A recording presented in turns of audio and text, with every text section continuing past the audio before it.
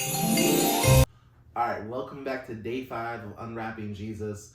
We got a cool one today because we are in our part of the 25 days of Unwrapping Jesus, where we're talking about the statements that Jesus said about himself. They're known as like the 7 I am statements that are found in the book of John.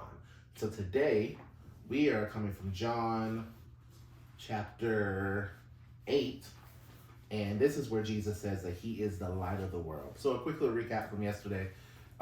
If you didn't watch it, going back, I think it was like 4 or 5 minutes. I don't know. Just check it out. Or more, you could do put it together on a playlist. I don't know. It's cool. But Jesus is the bread of life. That's what we talked about yesterday. So today, in John chapter 8, we're going to learn that Jesus is the light of the world, or the light of life, depending on your translation. This one says light of life, but light of the world. So in chapter 8, this is a story where the woman was caught in adultery. So a little about Jesus, right?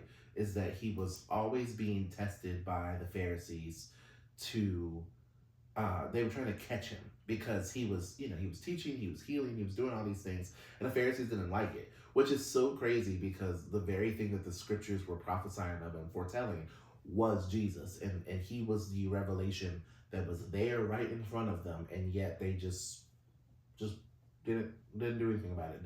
They didn't recognize what was right in front of them. So there's that. So every time they could try to catch Jesus to misinterpret the scriptures or to get something wrong, they would do it. And so this is just one of those times.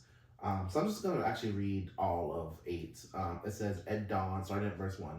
At dawn, he went to the temple again. This is Jesus, and all the people were coming to him. He sat down and began to teach them. He began to teach them from the Old Testament.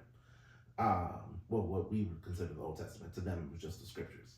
Then the scribes and the Pharisees brought a woman caught in adultery, making her stand in the center. Which is always great because you found a woman caught in adultery, but you don't bring the man. But anyway, and I am a man. But anyway, teacher, they said to him, this woman was caught in the act of committing adultery, and in the law Moses commanded us to stone such women. So what do you say? They asked this to trap him in order that they might have evidence to accuse him, because they were trying to build up a RICO case against poor Jesus. Jesus stooped down and started writing on the ground with his finger. When they persisted in questioning him, he stood up and said to them, the one without sin among you should be the first to throw a stone at her.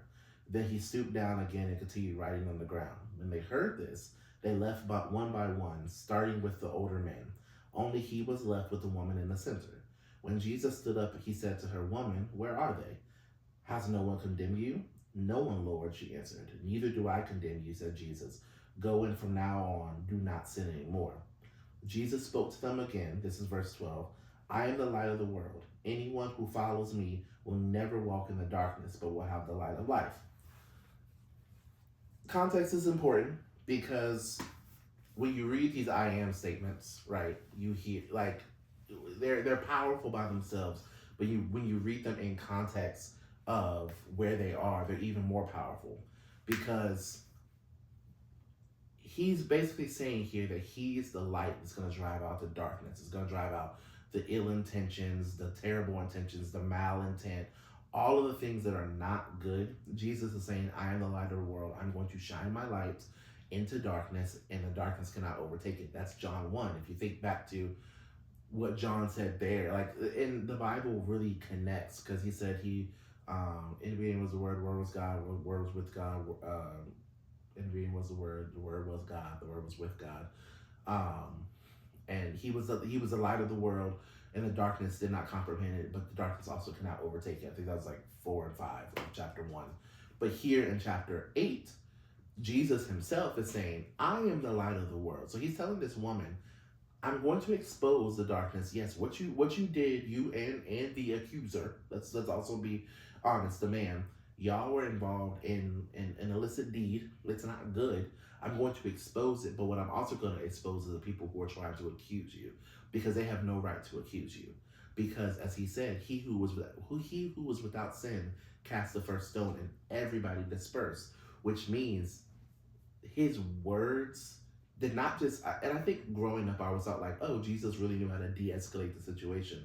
And he did de-escalate the situation, but he really provided revelation to the situation.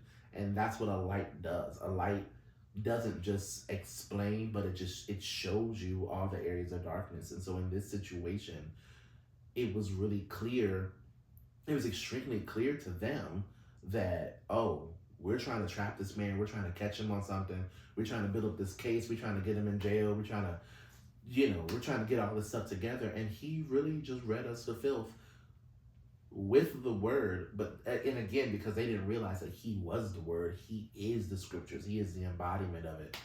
And so yeah, that's that. That's really that.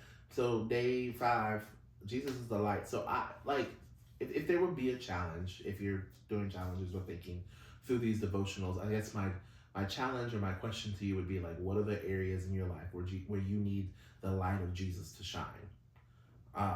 Because I think we always think like, we're supposed to be the light of the world, we're supposed to shine in darkness, and we are, but we don't have a light of our own. We're simply reflecting the light that is the life of Christ. And we need to get to a point where we recognize that we are not the source of light, we are reflectors of the source.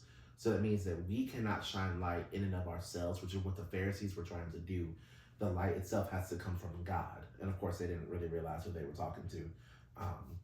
But yeah, so day 5, find your light, which is Jesus. And that's that.